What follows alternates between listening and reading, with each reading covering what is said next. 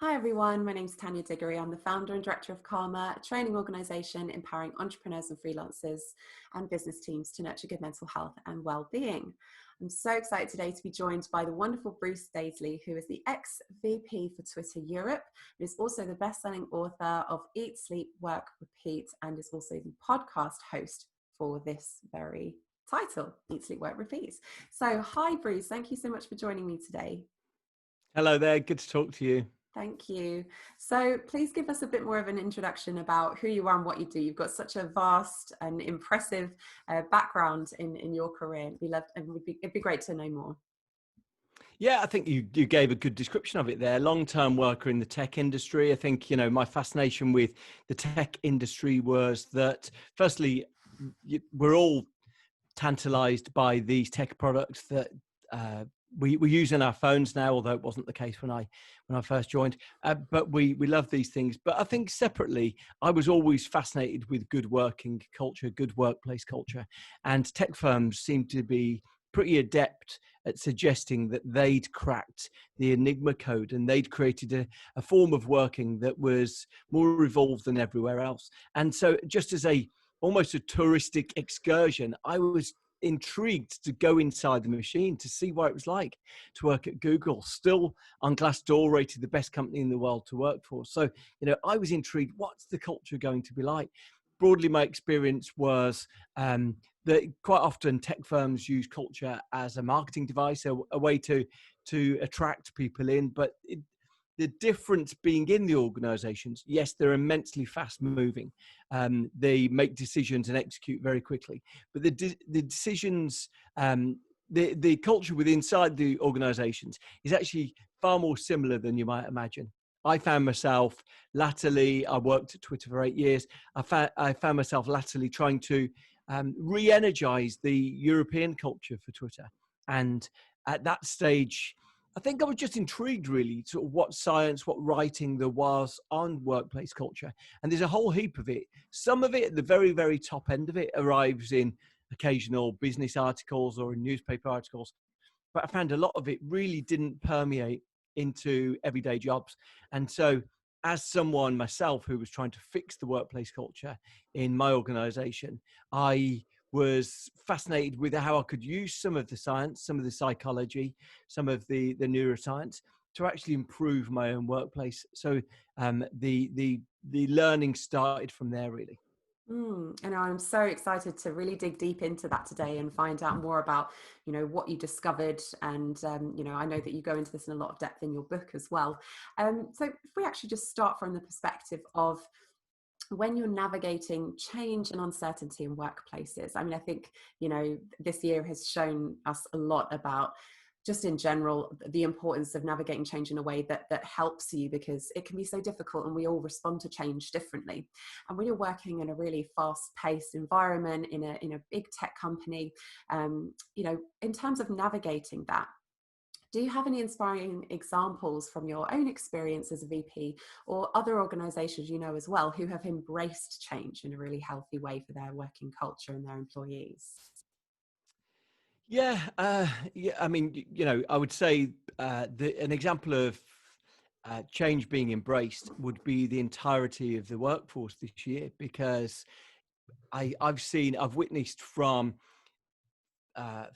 local councils through to housing associations, through to raw material companies. Some of the organisations I've worked with this year have transformed their business in a way that they never imagined. And I think it's probably a call to arms, demonstrating we're far more capable of doing things than when we want. And what are the things that drive us towards that? Well, a collective agreement, a collective belief that we need to do this, a sense of urgency that this is the only option, the commitment to resourcing us with the right tools to get the job done, and then collective conviction that we're going to check in with each other. We know it's not going to be perfect. And so I witnessed one local council that had no laptop computers. Right. There was 2 team laptops. We've probably all worked in environments like this. They had 2 team laptops. Overnight they were all sent home, no warning, and they had to transition to a situation where everyone was equipped with laptops, equipped with a VPN, because quite often they were dealing with confidential material, and they transitioned their business within 2 weeks, and business carried on. And I think all of us have probably been alerted to the fact that we're far more capable of enacting change than we might otherwise think. This is the critical thing for me. That local council, I went back to them.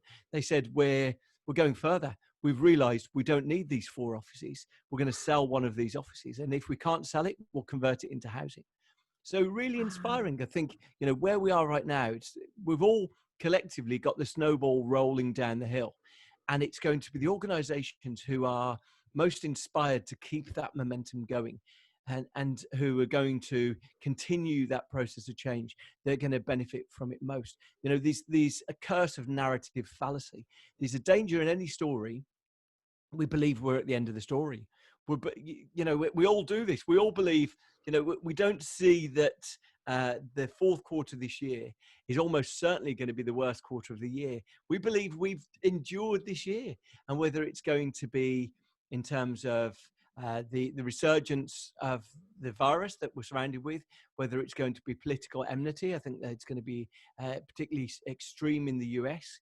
We're going to be surrounded with far more. And we think, the thing in our head is, we think we've done it. We think we've finished the marathon. And the critical thing is for anyone right now who's sitting there in their organization saying, okay, we don't think we've done it, but we want to be the owners of what comes next.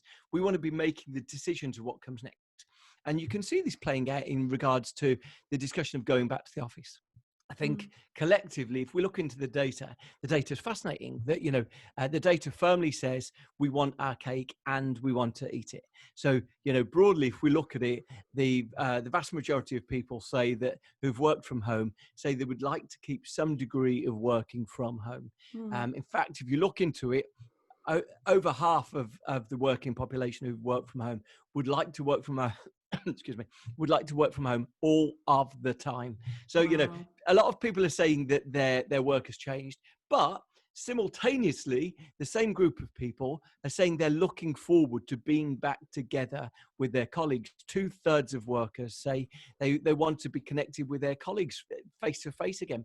So here's the paradox, that we're driven quite often with thinking to be dichotomous. It's either this or this. And the answer, of course, is it's far more splodgy in the middle, and it's far more messy, and the answer's a bit of both. But if you're sitting there in an organization right now, you can say, okay, let's be the masters of that. So number one, 2/3 of CEOs are saying that they believe their companies will have smaller offices in the future than they've got now. Looking into it, only a few firms have revealed their secret formula there. BP, the oil and gas company, they've said they're going to halve their office space. So let's work on the basis that that's just not an outlier, that most firms are going to reduce their office space. And maybe if it's not fully a half, but maybe they'll reduce their office space by 1/3. Immediately then we start saying, what's the office for? We start asking the question that probably we should have been doing all through this time. What is the office for? I did a wonderful interview on my podcast with a few years ago with Rory Sutherland. And he said, if we're not changing anything about the way that we're working, what was the point of the internet? And I think that's what we've been confronted with right now. We've been confronted with the fact we didn't change anything about work, despite the fact that this abundance of technological advance was afforded to us. We didn't change anything about work. Now we're in a situation where intentionally we can design the way we're working. So what does that look like? Well, it means that probably we recognize that there's a couple of big different parts to work. There's moments where we're in the tasked with productivity. And that means it might be powering through your emails. It might be writing documents. It might be writing proposals. It might be responding to something that someone has requested. But there's moments where just getting work done is really critical. And most of us, if we were honest, if we were candid, would recognize that working at home, even if that's in your bedroom or even if that's on your kitchen table, is better than working in an open plan office. So many people used to say things like, I come into work coming to work early to get my work done because I can't get anything done.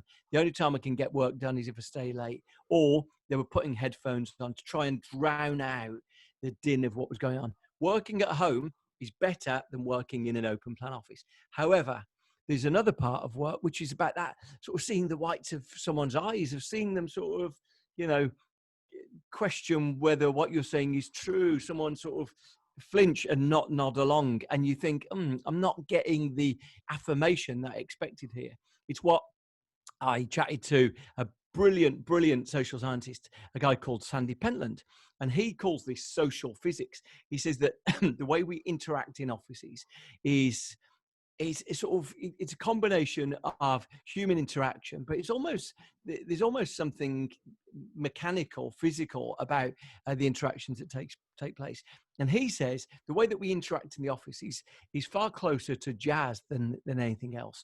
That, you know, I will swing by someone's desk and say, listen, big event planned for March, this is what I'm thinking.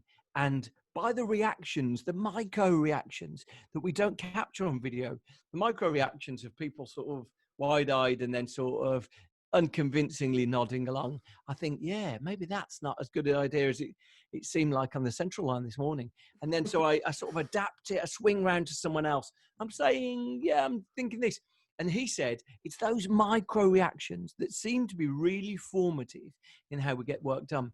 And that's critical. That's what we're losing right now. We've learned very easily that we can replace meetings with Zoom calls, with Skype calls. We can pretty effectively replace one with the other. But what we're struggling with is we're struggling with getting the energy of creative reaction.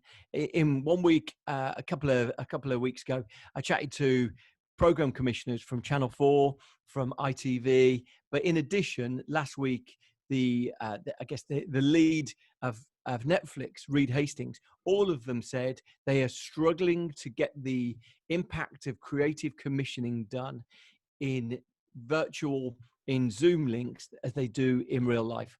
And it seems to be something down to that. It seems to be something down to reading the room. It seems to be something down to that awkward silence that actually tells us something rather more than we realize. And so, look, there seems to be, back to the splodgy middle, there seems to be a pretty good reason to go back to the office for some of the time, and a pretty good reason to stay out of the office some of the time. And the final thing I'll say on that is that the office has got a network effect. So, you know, the office is a network. The reason why it was worthwhile for you making a trip Monday to Friday is because you knew that you could meet the big boss, you could meet the marketing director, you could meet research, you could meet them all. And, you know, even if you didn't have an appointment, you could swing by their desk and you could chat to them. As soon as we start saying to people they can come into the office when they want, what very quickly happens is, if you give that complete autonomy, the network effect disappears. And we've witnessed this in some of the remote-only firms, some of the firms who allowed their workers to be fully autonomous to do what they wanted.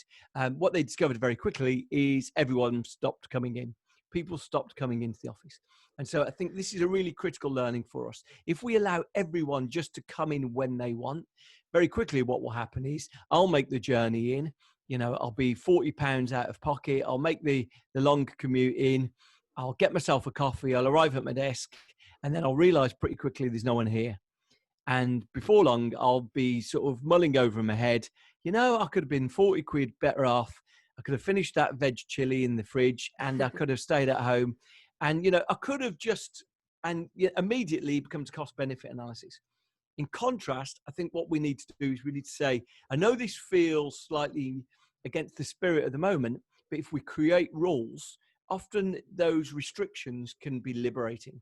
And so, you know, I think there's an increasing discussion about whether some workforces will be Tuesday, Wednesday, Thursday. Maybe salespeople, a Monday, Friday cadence works better for salespeople. Monday to get them revved up to start the week. Friday to maybe close the week, maybe to meet customers. You know, maybe there's a different rhythm for different teams. But I think, you know, we need to, more than ever before, we need to be intentional about the way that we're designing, building a blueprint for our workplace. And I think it's critical that we start doing that now, not when we go back to the office in a year's time. Absolutely. Such great insights there, Bruce. Thank you. And I love what you said about the splodgy middle. Like, I totally resonate with that. And one of my favorite sayings actually is, there used to be this term, I say used to because I'm hearing people use it slightly less or in a different way nowadays, but the term work-life balance.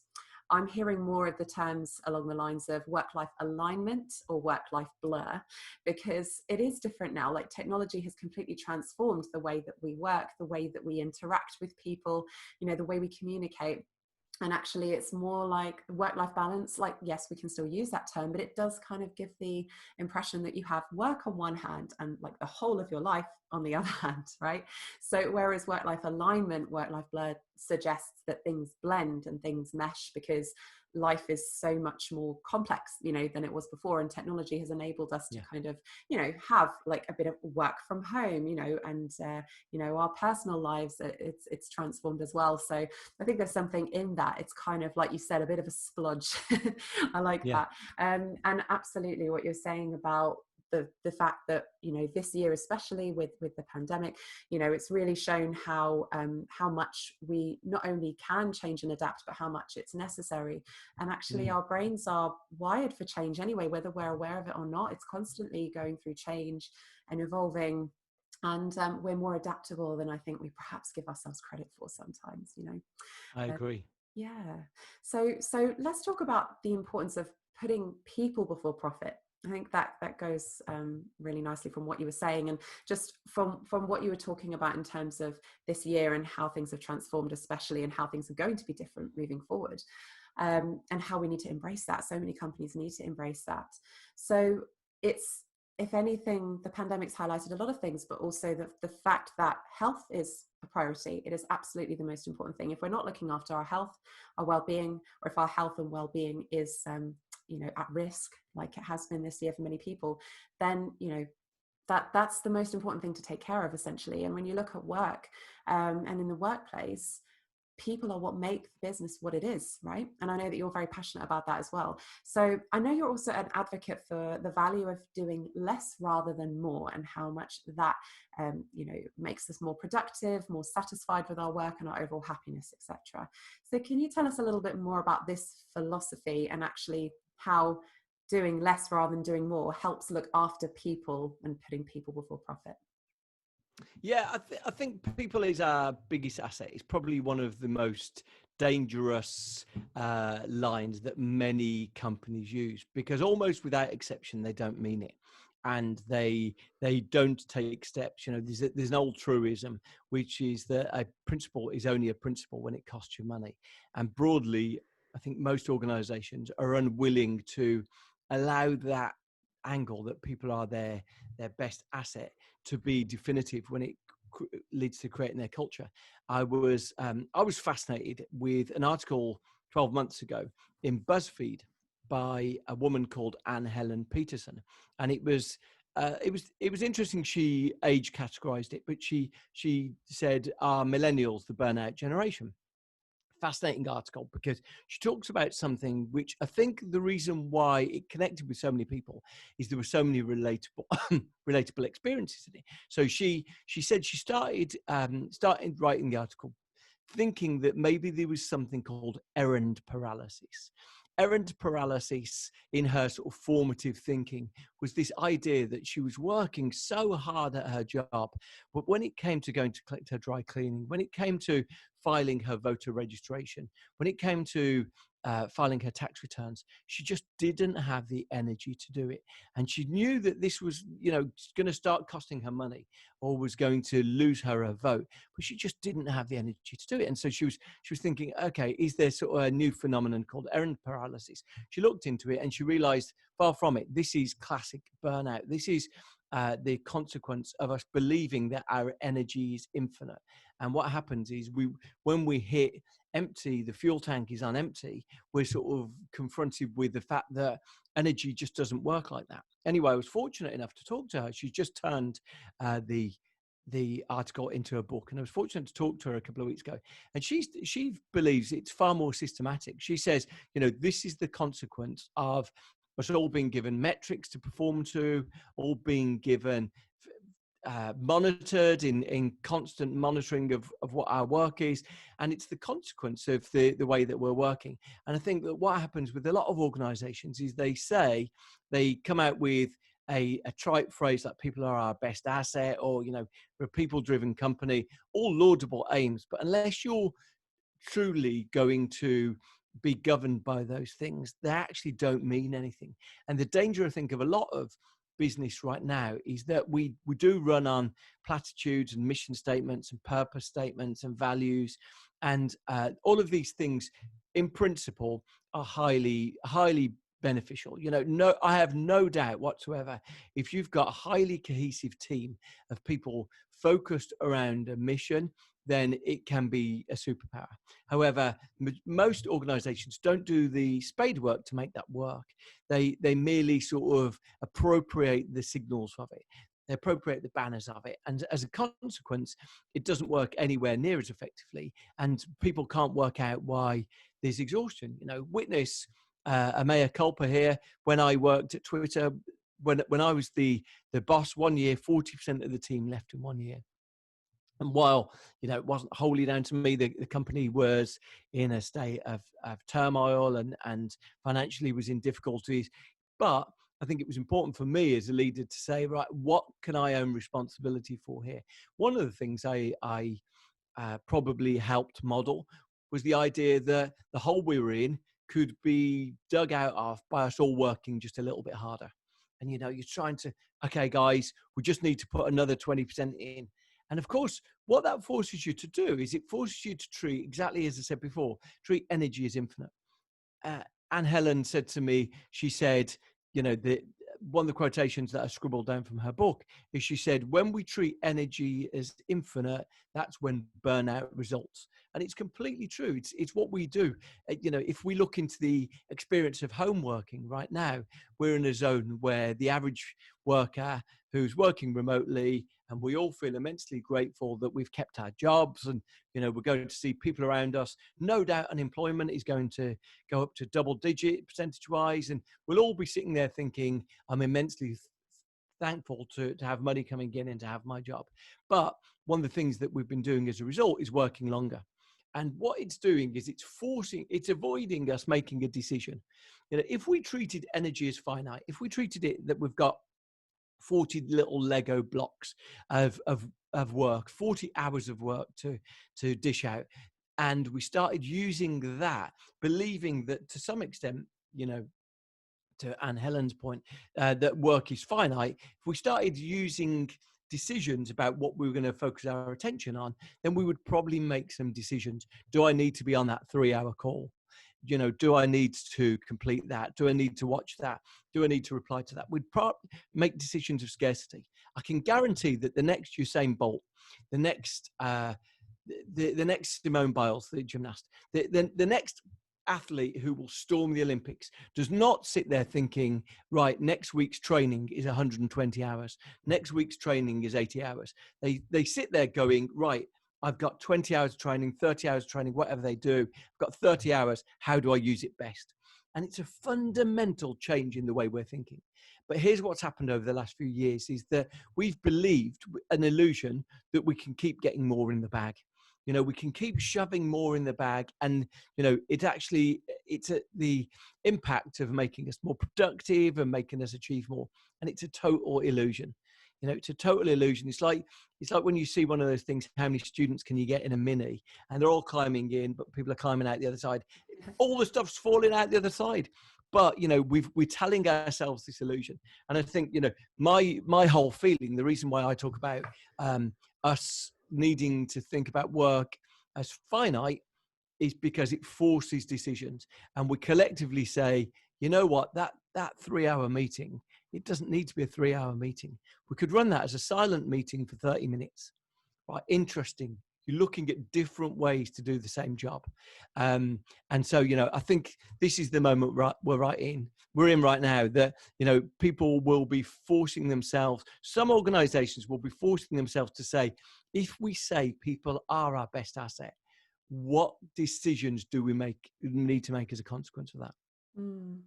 Completely. And I absolutely agree with you about the issue of burnout. And we actually do a lot of research in this area at Karma. A lot of our work is underpinned by the ethos of trying to prevent burnout in professionals nowadays. And we're aware from the research that we've done that burnout actually tends to peak around the ages of 25 to 44, most commonly these days as well, among professional workers. So it is an ongoing issue and it's growing. And I think it's interesting, even though with this year, many people going into remote working, which some people really enjoyed and embraced, and then some people just felt really uncomfortable and wasn't sure how to motivate themselves, etc. And managers struggle a lot with understanding how to, best support their staff, whilst remote working and all of these things. It's increasing at a rate where it's manifesting in so many different ways. Like you said, you end up being switched on for so much longer, because if you have all your devices on, your notifications, your emails just there at the tap of a button, then you're the one that has to put those boundaries into place, which can be really challenging. So you've done a lot of work and research into the area of workplace psychology and the importance of psychological safety. So what would you say we need to do moving forward, knowing that the workplace culture and the world of work is going to be so different?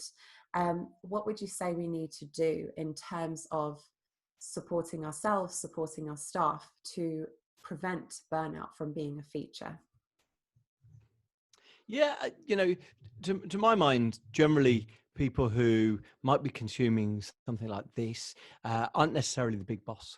And generally, in my experience, it's not the boss who consumes this. And so all of us need to be thinking, right? How can I help influence decision making? How can I be a voice around the table, trying to bring a degree of order and thinking? The reason why I got so consumed with the evidence that psychology provided, the reason why I got so consumed with the evidence that academia provided, is I thought, wow, if I'm going to win a discussion with my boss, I can't turn up with my opinion. I need to turn up with the ammunition of research that someone has done. So, that was the critical thing. How can you, there was a book I read a few years ago that was like all these spiky opinions about how to fix work. And it's like, if I turn up to my boss saying the reason why 40% of the team have left is this, and here's a spiky opinion, he'll just sort of blink slowly at me, and he'll go on to ordering another round of what we did last year. So I thought, right, I need to try to bring rational debate here. I need to bring some evidence-rooted discussion. It's why I think the evidence is the most critical thing. And the critical thing about that is that your evidence from your firm might be very different to the evidence of academia. So if you say, right, we're going to try some experiments. We're going to try some experiments. Right now, long term, we plan to reduce the office size. Right now, we don't want to force everyone to come in and commute in. But what we are going to do is we're going to have a couple of one-off gatherings when law permits, or we're going to have a couple of one-off get-togethers to try and set the rules for the experiment of how we will bring people back together and how we'll work together, and sort of more intentionally building something.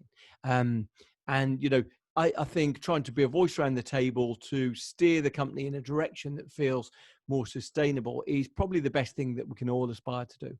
The really interesting thing, I mentioned before that 2/3 of chief execs believe that their offices will be smaller. A lot of this is permeating through to the boardroom. It's permeating through to the C-suite, as we call it. It's reaching those top levels, but quite often bosses are as confused about what comes next as everyone else. And so I think being a voice in the room, being someone who brings evidence rather than panic, someone who says, I believe that we can keep being more profitable. Here's the way that we can, I think a lot of people have an inner core of worrying about, they believe they do hard work, but they're not convinced about the rest of them. And so as a consequence of that, they might be thinking, right, can I trust these people? Can I trust these people? So what's the way to prove trust? I would suspect that being far more careful about describing what good looks like. If you've got a salesperson, if you've got a marketing person, if you've got a researcher, what are the objectives? What do you want them to accomplish this quarter, this week, this month? Because putting a bit more effort into planning that will allow you to say at the end of October, oh, they've done a really good job. Whereas at the moment, we've worked far too heavily on input metrics. So someone who, you know, uses their morning run to reflect on things, none of that work's counted. They need to be sitting at their desk or their laptop thinking. And so, you know, if you put more effort into upfront thinking about what does a good job look like, then you're far more able to work it out. There was a piece of research that I did for my book, which was that a professor at Yale was intrigued the amount of time it would take some of his math students to do the project he set them. So he said, I want you to record specifically how long it took you.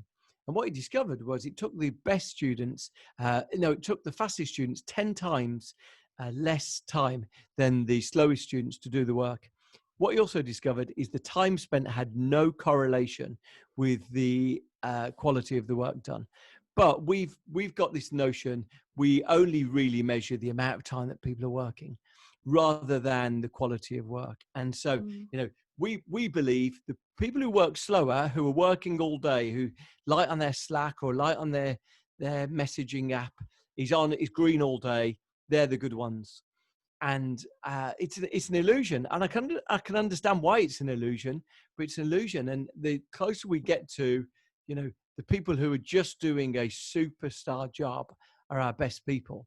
And frustrating as it might be, they do seem to be a bit more absent than others, but they're doing an unbelievable job. Unfortunately, it goes against all of our instincts. It goes against that feeling that was ingrained in us at school, but they're the best people. No, absolutely. I completely agree. And I think this actually moves really swiftly on to a question I was going to ask you around management, you know, and the perspective and the view of what makes a effective employee, and when you're managing someone, how you motivate them, etc. Because everybody needs to be motivated in different ways, right? It's not just a clear-cut Yeah, rule. Yeah. very much so. Yeah. So I know that you've done a lot of research around this area too, and I really enjoyed reading the chapter in your book around "Don't Be a Bad Boss." And it reminded me of a study that I'd read a little while ago, and it was by a third-party exit interview company that did this 4-year study to interview and find out, well, what is the key reason why people tend to leave their jobs nowadays? Is it to do with money, or is it other reasons? And with this study, they counterbalanced what the beliefs were in terms of, you know, what the managers they were interviewing believed were the reasons versus the actual facts and outcome from the employees that they'd interviewed. And the belief was that most managers, and this was around 89%, believe that employees leave more for money reasons than for other reasons. And the fact was that in reality, only 12% of employees reported leaving for money, and 88% of employees stated that they left for reasons other than money. And a big reason for this centered around not feeling trusted and valued enough by their managers. So that was a big wake-up call. So in your chapter where you talk about Don't Be a Bad Boss, and this book, by the way, is fantastic. So you cite about 30 or so research-based hacks, don't you, to make work better. So in this research around management, and I quote, you highlight the misery and stress that bad bosses cause attacks people's health and immune systems to the point where they're actually sick. So why do you think there is such an issue with management these days? And what do you think gets in the way of managers connecting with their staff? Yeah, the professor who's probably the leading British workplace expert, Professor Carey Cooper, he calls this the line manager lottery. Bad managers haunt us. Bad managers determine the outcome of our life. During the start of lockdown, I chatted to a friend of mine. I said, how's it going? How's it sort of lockdown at your place? He said, it polarizes. People who've got managers who've got kids get it. It's chaos. You know, we're dealing with sort of a feral farm of hooligans next door. Managers who haven't got kids are putting us on back-to-back Zoom calls and believing that we're doing a bad job. And so, you know, the line manager lottery has a much bigger impact. Or you might remember in the first year of lockdown, we were all queuing outside Sainsbury's for about 2 hours every day to go and buy a haul of toilet rolls. And so, you know, it was very difficult to do your job when you were thinking, I can't even put an egg sandwich on my plate tonight as it's looking right now. And so, we needed a degree of empathy, and the management job is certainly one that requires empathy. The critical thing you mentioned there is that it's really important for managers to recognize they play a pivotal role. And absolutely, when a bit like anything else, when we feel unloved in life, we start believing that success in life is monetary. And I chatted to some scientists, actually, really thrilled to chat to these guys who'd built a business focusing on neuroscience and sort of building a neuroscience practice. And they said, we all love to be loved, but we need to be needed. Wow, that really made me sort of think. We all love to be loved, but we need to be needed. And there's something in this. When we look into historic horrible moments in history, when we look into the psyche of officers in tyrannical armed forces, we all sit there with a degree of trying to understand how would someone get into a situation where they're following those orders. And generally what happens in those organizations is they make people feel that they are a vital cog. They're needed, they're essential. There's a collective calling for them. We love to be loved, but need to be needed. And I think there's a really critical part. Generally, when we look at managers' impacts on people, people just want their work to be noticed. And so as a consequence, if we've spent hours and days working on something and our boss doesn't appear to read it or appears to brush over it, and we sit there and, we've probably all got a moment where, oh my God, we didn't really, wasn't best advice, but our housemates, partners, friends said, what are you doing? And you said, well, I'm working on this. And then you work all night on it and you submit it and you hand it over, or you email it over to your boss, and your boss says, great, thanks, I'll look at that later. Just quickly on this. And you think, this dawning realization, they're never going to read that. That was just created to sort of to cover a need if someone else wanted it. We all want to be wanted, but need to be needed. I think it's a really critical thing. And so, my feeling was when it came to bosses, quite often the golden rule with bosses is do no harm. So, if bosses only do one thing, actually the best thing they should be is sort of be enthusiastically supportive. Generally, when we look at bosses who are just those, sometimes we find them frustrating when we had these bosses, but bosses who just say, this is brilliant, this is great, I love it, this is great. Generally, when we look at people side by side and we look at the performance over time, people whose bosses just say everything's great, their development is better than the wannabe Simon Cowells, the Gordon Ramsays, who are like, this is terrible, you're awful. And so, while we might in a moment remember some of our best bosses, almost without exception, often the people who told us straight, they were candid with us, they were honest with us, but they were often really good hyper people as well. We earned their praise, but when they praised us, it meant so much. And I think, this is a critical learning, that you absolutely channel your inner Simon Cowell at your peril, because what you generally find is generally, when we look at the lived experience of people who work with very critical bosses, they spend half their time not really knowing what their boss is criticizing. They don't really know why their boss is angry with them, annoyed with them. And so they just spend their life trying to second guess what their boss really wants. So, bosses really do haunt our lives. But I think just a few simple rules can help us, at least if we are bosses, be slightly better at it.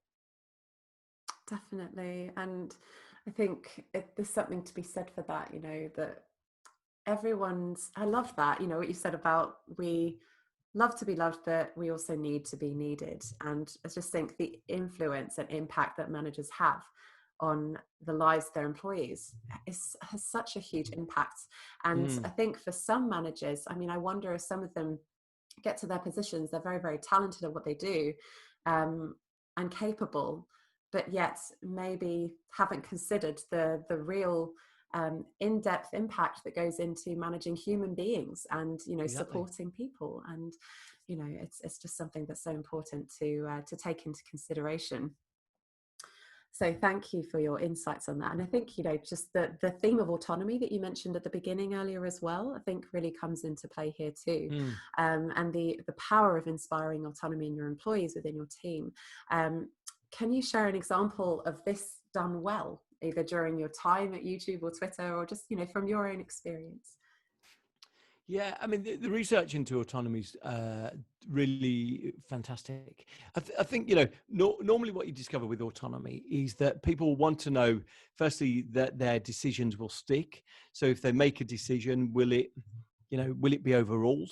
Because we learn very quickly in organizations, we learn very quickly in families, we learn very quickly in whatever organization we find ourselves in. We learn, if I do something and someone comes in and overrules it, then as a consequence of that, next time I'm not going to be as bothered about making the right decision, or I realize I'm playing a guessing game here. So, we therefore we learn very quickly about the realities. But there's great evidence about autonomy, about, when you give people the opportunity to do their best work. My feeling strongly when I was a boss at Twitter, I realized that, I'd hired some fabulous people when we first started. Really, everyone was really energized, excited. A lot of them had worked in other places, but they were sort of excited to come and sort of build this new thing. And Twitter was as new then as TikTok is now, sort of this hot, new, exciting thing. And so my view was that generally when I've seen people do their best work, it's when they're not in fear of being hacked down afterwards. So we created a simple rule that everyone knew in our London office, which was, the rule was blame Bruce. So if anything went wrong, if any of our colleagues in America said, hang on, what's this? The rule was blame Bruce. And so, like we'd occasionally have people, and, and we'd sort of be doing things. We had to make quick decisions. And so, I would say to people, okay, right, we'll do this. If it goes wrong, it's Bruce's fault. So it Oh, was like, it wow. was what they wanted to do, but if it goes wrong, it's Bruce's fault. And it's quite energizing, actually. Firstly, it's sort of, I've always sort of lived with the philosophy that I was going to be fired at some point. And so once you're comfortable with, okay, if I get fired for doing what I think is the right thing, then okay, that's not a bad outcome. I'd rather Hmm. go down fighting and doing the right thing. But it becomes really energizing because you're like, okay, the only thing that's determining the decisions we're making here is that we think these are the right decisions. So we would put on events, and we would be given a rather stale, keynote, but PowerPoint template. And so we make the decision, right, we want, this whole event has to feel like the best event people have been to this year. So all the slides, without exception, have to be like dazzlingly beautiful. The aesthetics have got to run through it. We've got to have moments that invite people to pull their phone out of their pocket from the moment they arrive. What's the reason why people get their phone out of their pocket to photograph something? What's the reason why people get their phone out? It's we created, like, we need 4 or 5 phone out your pocket moments. That was the big thing, because at the end of an event, there's an old Harold Macmillan quote. Harold Macmillan was asked when someone was about to give his debut speech in the House of Commons, and he was at the bar mulling over what he was going to say. And Harold Macmillan said, "In an hour, people will be back at this bar, and the only judge is, they'll say, oh, such and such gave a good speech, and they'll go, oh, great, and people say, but what did he say?" And it's like, it's that reductive summary. So our feeling was, it's got to be really clear what the event is. Like 4 or 5 great moments when people open their phone afterwards, these 4 or 5 great photos. And so we'd get sent these PowerPoint templates from the US. I was like, yeah, we're not using that. That's like, it's dead, it's inert, it doesn't like pop. We want this to be printed on like really glossy paper, metaphorically. We want this to be like, it just got to glimmer. It's got to feel, again, to use another metaphor, it's got to feel like it's got an amazing filter on it. And so as a consequence of that, we'd like, okay, we're not using that, we're doing our own. And if anyone asks why, blame Bruce. And, because they'd come to me going, we really don't like this template. It's like, that's fine. If we don't like it, we're going to do something. And actually, it's quite an energizing way to run the organization, really. Because here's the strange thing.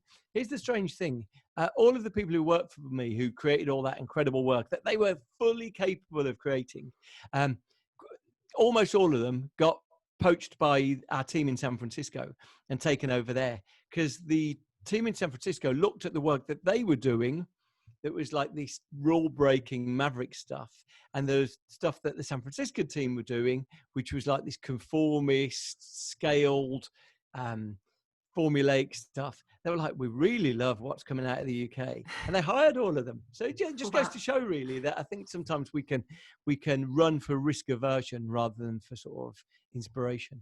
Yeah, absolutely. And I love the power of actually just, taking responsibility and having a bit of fun with it. But also, and someone I admire in the space of the research around authenticity and the power of vulnerability and just being yourself as a leader is Brené Brown, and what she talks about with regards to, that fine balance between, showing a bit of vulnerability and showing that, you're open as a leader, to be a bit vulnerable or be human and just be authentic in your role actually can have a much more profound effect on your employees than you may even realize. But it is that balancing act. And I wonder if that also is what some managers may struggle with, that they think they have to, be really strong all the time and show that they're in charge. And like you said, use the kind of Simon Cowell effect more than anything else. But actually, when you take responsibility and when you do have a bit of fun with it, like in that example, then, it can have a really positive impact, definitely. And I know that you often get asked the question as well, what technology do you think will most transform work? Now, we hear a lot about technology taking over the future and the world basically just being run by robots eventually. But I love that your core belief with this is that the fundamental technology of work is humans. So tell us a little bit about this principle. Yeah, I mean, look, there's no doubt. Kai-Fu Lee is the former boss of Google China, and he believes that 40% of all of the jobs that are currently being done can be automated in 10 years' time. So, we're in a situation where automation and machine learning and a lot of the things that we're currently doing right now are going to be displaced. But that's not to say that, look, every previous moment that technology has expanded, the capability of humans is that we've just ascended to higher ground and we've done more evolved things. Now, that's not to say that history is a good predictor of what's coming next, but look, there's no doubt that technology is going to play a bigger part in our jobs going forward.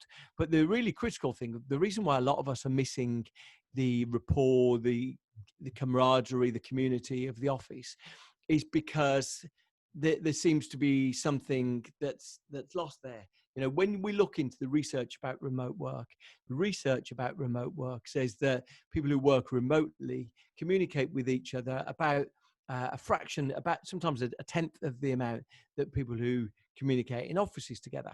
And as you're on your 30th hour of Zoom calls this week, you might reflect on how that could possibly be the case. But generally the experience of remote working is that we communicate less.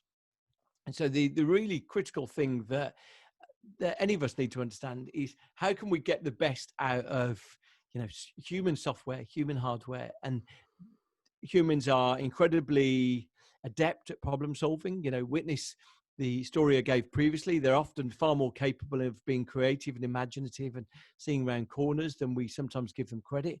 Quite often we adapt to the brief we're given, though. So if we're given very, very tight guide ropes of what we can do, then of course what happens is we sort of lose a bit of our mojo and we stop building for like those imaginative, zingy, random ideas. So we generally respond to the incentives that are there. But I think the critical thing for all of us is that I found myself at a technology firm running a podcast about the future of work. And what I would get all the time is that people saying, we've got an app that optimizes workplace culture. We've got an app that makes people happier at work. We've got a technology solution that increases workplace interactions by 20%. And I would look into them. I'd say, I'd love to see the research in this. And quite often it was just fake science. In fact, I spent a long time going through one one product which was designed to optimize the recruitment process. Now, this was largely based, well, I suspect it had a couple of engineers, but it was nominally based on a Myers-Briggs personality test. Just to be really clear for anyone's benefit, Myers-Briggs personality tests are closer to horoscopes than they are to something of scientific value. You could take a Myers-Briggs this morning, go out and have two coffees and a run, and you could score a different Myers-Briggs in the afternoon. It has no correlation over time. So it's often a reflection of just how we're feeling. And any of us who can recognize that you've got an introverted version of yourself and then also a fantastically extrovert version of yourself will know that Myers-Briggs will just catch you on a certain day. And so this company had created a recruitment tool that was like halfway between Nintendo brain training. Shout out to the old school people who remember that. Absolutely. And halfway between that and sort of this personality questionnaire. And there was some interesting science along the way. It gave you 50 faces. You had to read the mood of the 50 faces. There is an interesting bit of science in that, but the application of it wasn't very good. And what they were doing was creating this recruitment tool. And I was like, okay, right. So I did it. Now, as I said on the podcast where I did this, I said, you've got to take it on trust that, me, council estate boy who ended up running sort of a technology company across Europe, you've got to work on the basics that, I've done quite well. To ascend from that level to that level, I've done quite well. That it's not just like this random good fortune. But I would not have hired me based on this result. It said that, I lacked initiative, I lacked creativity, I probably, and so as a result of that, I'm like, wow, number one, what privilege that I'm not having to undergo that. But number two, what toxic externality of someone creating these apps that's got no rooting in peer review, it's got no rooting in science, that will claim that this is their secret algorithm that doesn't need to be assessed. And, the candidates of the future might find themselves not necessarily building their own approach to getting a job into being anything more than, dodging the algorithm, learning what are the things that you need to know, swatting up for how to get through the tests. It really makes me sort of think, wow, technology, and, I think the story of the last 20 years is technology has plenty of upsides and plenty of downsides. But, technology is not the solution here. Anyone who believes that I'm going to install this new app and it's going to make my company culture better, you are buying a lie. You're buying something that just simply by design cannot work. And so, that's why I'm convinced the most important thing we need to focus on, the most important technology we need to focus on is human beings. Absolutely, because there's a lot of really concerning research as well around the impact of mental health when it comes to social media and apps and all of these things, and the importance of setting boundaries for yourself, as you mentioned earlier. Boundary setting is so important, and just how we interact with it. I mean, what are your thoughts on that as well, in terms of making sure that apps and social media, that it is balanced in terms of making sure that it doesn't have too much of an impact on your work and your personal time? I'm open-minded about that. I've not seen any research, and I've looked into it extensively, that says that social media specifically is associated with worse mental health. There is one piece of work that looks at teenagers in California, and it said that teenagers in California who between the ages of 16 and 18 didn't have any boredom, actually. That those people who were in a state of constant stimulation generally were less reflective. So the piece of work was done. It took 16 to 18-year-olds in California, and it said that those who didn't have any moments where effectively their brain goes into like a default mode, into sort of like a dreamy sort of cogitation, really, where your thoughts are allowed to assemble each other. Boredom would be the closest approximation. Those at the end of 2 years had done less system thinking about their life, less system thinking about the environment they lived in, and less thinking about their community. Effectively, the device in their hand had fixated them on self and the organization of self. So that's the closest I've seen. There's no peer-reviewed substantial work saying that social media specifically is bad for mental health. There's plenty of things along the way, and broadly, there's plenty of contributing factors that if people have bad mental health, but I don't think there's any causal link that says this ... that.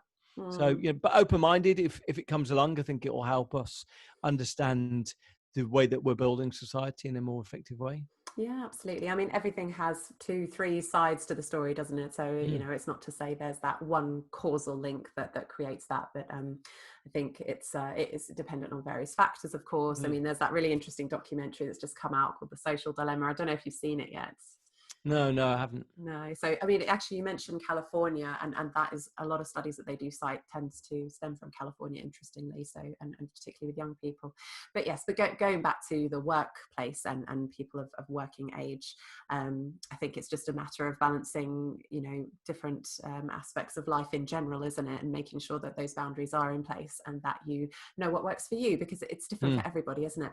And when you were talking about remote working, so especially as now we're in, much more of a remote working setup for many of us these days. What would you say your tips are for building an empowered work culture remotely and making sure that remote work feels satisfying? I think you need some degree of a highway code. So I think the thing that a lot of people have found exhausting is that there's always been a reason for another call. There's always been a reason for another video meeting. As someone looking at your diary can say, I saw a gap and I've put a meeting in. And the impact of that is that we feel surveilled, but we also feel a total absence of autonomy. We feel like, okay, I was planning to use my Thursday morning to get everything cleared, to get everything done. And I've constructed my day around that. Someone's seen a gap and filled it. And that's, I think, one of the challenges. When I worked at Twitter, a lot of the engineers had built no meeting Thursday, because the joy of powering through work, of feeling unshackled, that you're able to get stuff done, is really liberating. When we look into very simple, self-evident piece of research, when we look into people saying that they've had a good day at work, the largest determinant of whether people say they've had a good day at work is if people feel like they've made progress in something meaningful. And if you find yourselves on continuous Zoom calls, if you find yourselves constantly trying to answer Slack pings, then you don't feel like you've made progress, but more just sort of held back the tide. So I think, having an understanding of what satisfaction at work looks like can actually help us create a more rewarding form of work. Absolutely. And another part of your book that I really enjoyed reading about was the research behind laughter. That was so enjoyable to read. And when you're looking at ways to prevent burnout and nurture positive mental health, which is what this podcast is about as well, looking at ways to nurture positive mental health. So you cite the importance of ensuring laughter features in your day. And I quote, not only does it build trust, helps us bond with one another, but the relaxation brought about by laughter opens our minds to creative thinking. So can you tell us a little bit more about this insight? Yeah, I've been fortunate to chat to a couple of the leading experts on laughter. Professor Robert Provine passed away this time last year, but was a wonderful source of knowledge on it. And, he points out that while there's somewhere in the region of 100,000 academic papers on anxiety and stress, there's around 100 on laughter, because just academics see it as slightly trivial. They see it as not one of the big themes, not one of the weighty issues that need resolving. So, I was really intrigued by it, because when you look into laughter, quite often when you look into stress situations, laughter seems to permeate it. I chatted to someone who'd gone into an Afghani Camp Bastion field hospital, and he said, if you asked me to describe one thing that characterized the culture in that hospital, I would say laughter.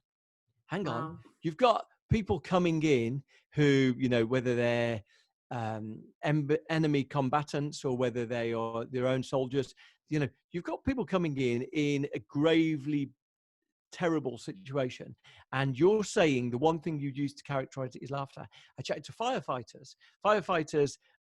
He said, what I would describe about my job is that I laughed every day. No matter how bad it was, I laughed every day. And I said to him, could you go home? I said, there was a gentleman, I said to him, could you go home? Could you chat to your partner about what you laughed about? He said, absolutely never. Absolutely. If I told her what we laughed about, she would judge me for it. So what do we learn from that? We learn that laughter is an incredible way for human beings to relate to something, but also to deal with the impact of stress. But actually, Provan goes further.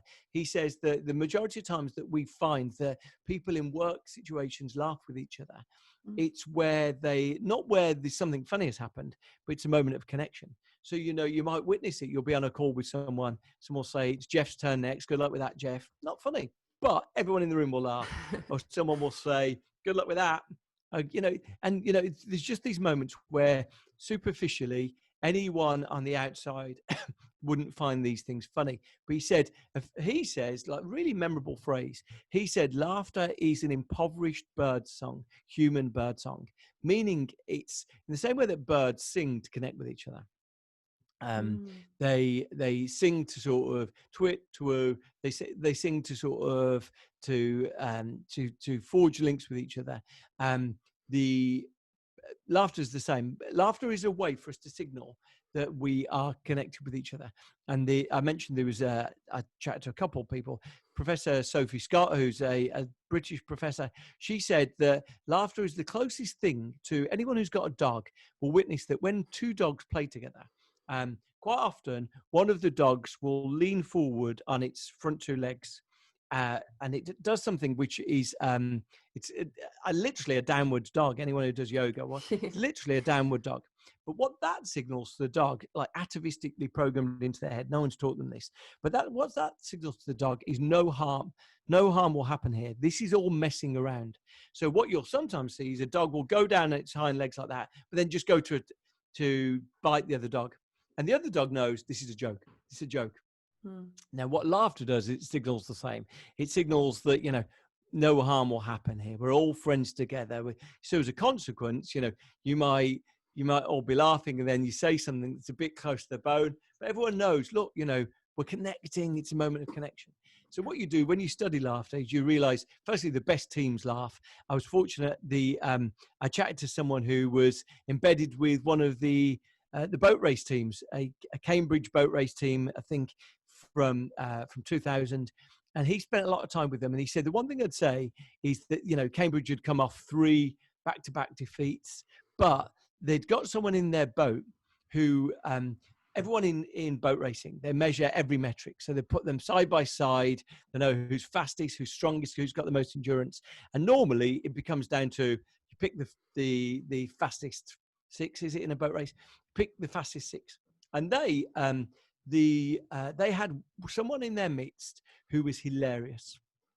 And all of the rowers in the boat got the selector fired, and they took over the selection, and they chose the hilarious person, the hilarious guy, and they installed him in the boat, even though his metrics were off the chart, not as good, and they won the boat race.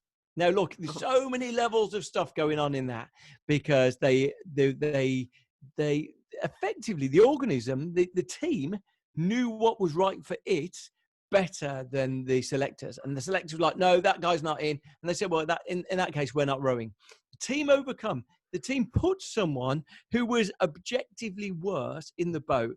Fascinating podcast I did on this, chatting to the guy. They put someone objectively worse in the boat, but the way he made everyone in that boat feel, they effectively had this sort of superpower where they could do a better result. And time again, whether you look into what I've said there, it forges a connection between us. It helps us reset. It builds resilience in difficult moments. Time and time again, if you look into it, laughter is basically the greatest free gift that anyone can afford their team. Now, what's critical right now is that I ran a poll on social media in the middle of lockdown. I said, do you feel like you're laughing less or more than you used to? 2/3 of people said, I'm laughing less. And I think this is a really, really critical consideration. We generally laugh more, not at screens, but when we're around people. An audience for a comedy show will laugh a lot more than those individuals at home watching that same comedy show on their TV. Mm. Laughter is this contagious thing. It forges connection between us. I think the more that we can think about that, the more that we can build strong, cohesive teams. Yeah, absolutely. I mean, even just talking about laughter, like that whole time you were talking, I had this big smile on my face, and Yeah, I kept even feeling like I was going to laugh. There's totally something in that it is contagious, for sure. And those examples that come to mind for me as well, when you think about being in a room, like you said, it is being around people. That does come to mind more. But one person will start laughing at something ridiculous, and you don't even necessarily find that thing funny, but their laughter makes you laugh. And then after a while, you realize you just got this ongoing, like you say, bird song of laughter going on. That's fantastic. So there you go. There's a few really key takeaways from today. Is the laughter as a human bird song, was it? And that's right. and we love to be loved, but we need to be needed. I think that was very beautiful as well. Thank you, Bruce. Let's just quickly talk about your podcast. Tell us a little bit about it and the people that you have been interviewing. You've got an amazing roster of interviewees. Yeah, it's sort of self-directed learning, really. So more than anything else, I contact people who quite often I read something about, how can we build stronger, cohesive teams? How can we feel more connected to each other? And then I read something, and then in the footnotes or in the academic papers, they're talking about something else. I find myself reading them, and then I end up getting in touch with them.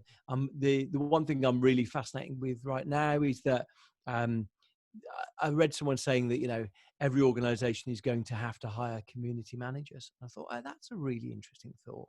Mm. Because in the way that we might have built workplaces before, now we're going to have to develop a sense of community amongst people who might be just connected via their screens. And so as a consequence of that, I've read like 3 books on community in the last 2 weeks, and I've interviewed one person. I'm interviewing another 2 people, and I'll build some podcasts out of that. Or I've chatted to academics all around the world. Generally, I don't have bosses on. Normally, what happens with bosses is, firstly, almost every organization I've worked in, the boss wasn't responsible for the culture. And secondly, the bosses often have this sort of version of the truth that I don't think is necessarily that reliable. So, bosses will often say, oh, I made this decision and did this. And it just proves unsatisfying as a podcast guest. But Mm. I've done 105 of them. So these like quite an extensive back catalogue. If Wow. people are looking to interpret the way that we might go back to the office, I've done about 10 episodes on that recently. Or if Brilliant. people are trying to work out what workplace culture looks like when we're not in the office every day, I've been very fixated on that. So yeah, just it's a personal obsession, really. That's fantastic. So that's Eat, Sleep, Work, Repeat. And it's the #1 business podcast at the moment. You must be very proud. Yeah, I mean, it goes up and down. So sometimes it is, sometimes it isn't. But yeah, it's when it is, I'm thrilled. Yeah, absolutely. And so is there anything else you've got coming up at the moment that you'd like to share with us? And how can people connect with you? Follow what you're doing. More than anything, the best thing to do is to follow my newsletter. So I do a weekly newsletter, which is pretty much just an aggregation of some of the biggest articles, what people are talking about with regards to the return to work. What does work culture look like? How can we deal with these changes? Quite often I try and put some of the research in there. So that evidence, Morgan Stanley say that 25% of offices are going to be unoccupied in 4 years. Wow, that's Wow. really major. And so I put that in there so that if someone's having a discussion in their workplace and their boss is like, no, everyone's back to work, this is a temporary blip, then they can at least say, look, I really respect you saying that, but the bosses of Barclays, the bosses of BP, the bosses of Siemens have all come out and said this. We should probably, at the very least, reflect the fact that we compete with these people for hiring. And so, the challenge, I met one organization the other day, they said everyone back to the office 5 days a week. I said, fascinating, but next time you're looking to hire someone, top talent, you'll say to them, they'll say, and what's the working? You say 5 days a week in the office. And they'll say, okay, yeah, I kind of love my Mondays and Fridays at home. And if you go some of them into the office, they'll say, okay, thank you so much, but I'm going to say no. So immediately, whether you believe that this is something that you have to listen to or not, it's going to be on your table. I think unless companies are thinking about that, then they're missing an opportunity. So I put all of that into the newsletter. If you go to eatsleepworkrepeat.com, you get the link right at the very top. Fantastic. So it's all about making work better. Fantastic. And really, really important in this day and age, even Exactly. more than ever before. Thank you so, so much for your time today, Bruce. It's been an absolute pleasure to speak with you today. Wonderful. Thank you so much. Pleasure. So thank you all so much for connecting and for joining us for this podcast episode, and very much look forward to connecting with you again soon. Take care.